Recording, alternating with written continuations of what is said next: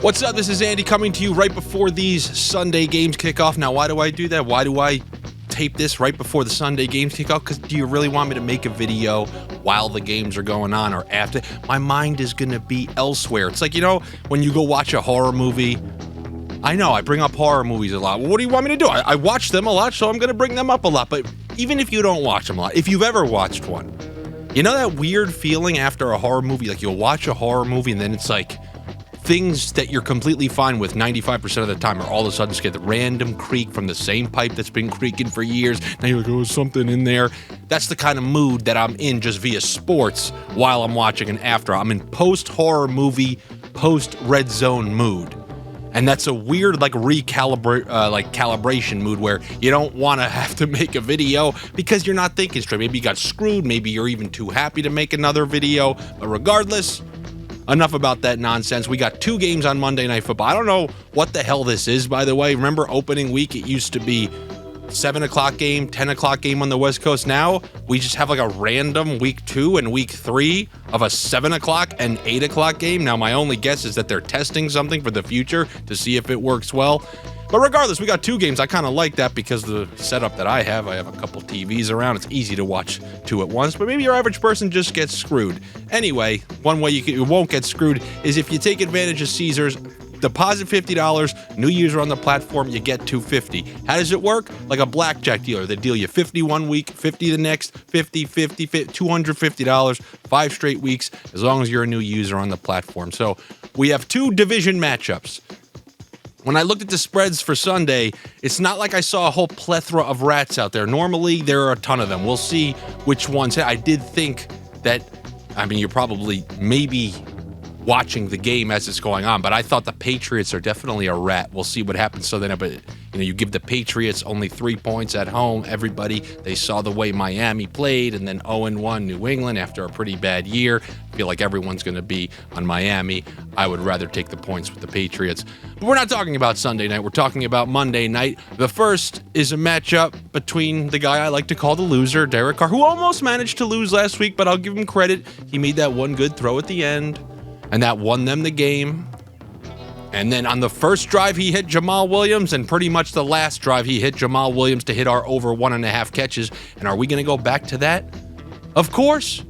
Of course we're going to go back to, if you're going to show me a running back with a number at 1.5, and we still have no Kamara. And yes, Kendre Miller's going to be active for this one.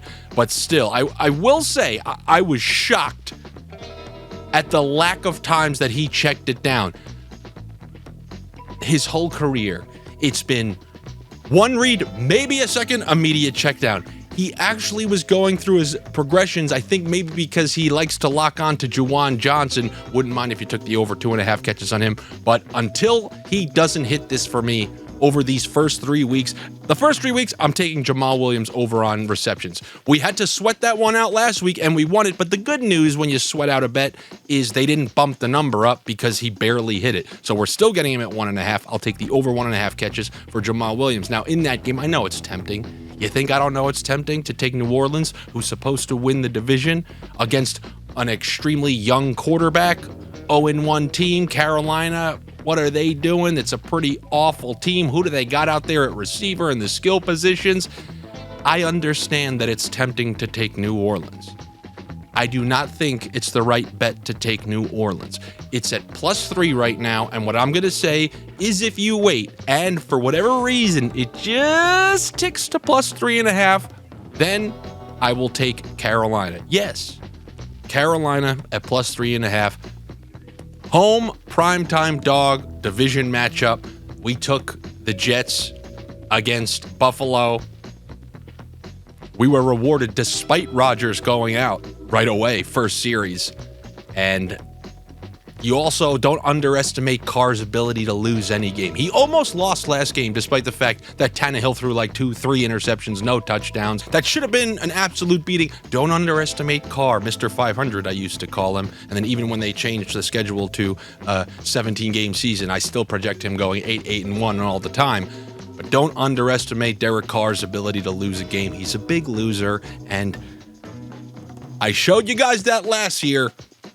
Just give it enough time. If it wasn't for this division, oh my God, would I think he was going to be a big loser, but this division is just atrocious. I still don't like him to cover 3 in this game. Now looking at the other game, we got the Steelers hosting Cleveland. Cleveland weirdly looked awful on offense, but unbelievable on defense. Now, people are trying to tell you, I've heard this narrative out there this week, they're right up there with the Niners and the Jets and the Cowboys, with some of the best defenses in the league.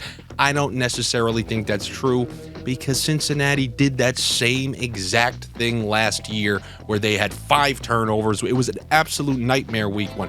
Maybe the Cleveland defense is that great, but I'm not going to jump to that conclusion from that game against Cincinnati. Cincinnati is just a weird week 1 team for a couple of straight years. So I'm not going to overvalue that too much. I'm not going to undervalue how poorly Pittsburgh played, and then the fact that they lost Deontay Johnson.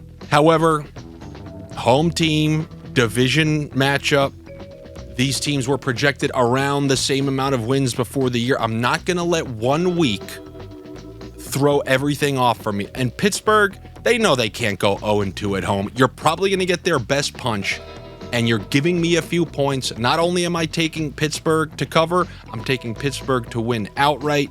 I imagine Deshaun Watson, if he continues what he did towards the end of last season, and he somehow even looked worse in week 1 than he did towards the end of last season. If he plays like that, I don't think they're going to win. I do believe this is not the Niners offense, which is very tricky. They have a ton of skilled position players out there, and Purdy was spreading it around. That opened up things for McCaffrey. This is going to be, let's run Nick Chubb and ride him to a victory. That's going to be a lot easier to prepare for from a good defense in the Steelers.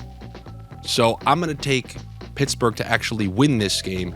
And also, when I was thinking about the props, who did I call? Who you going to call?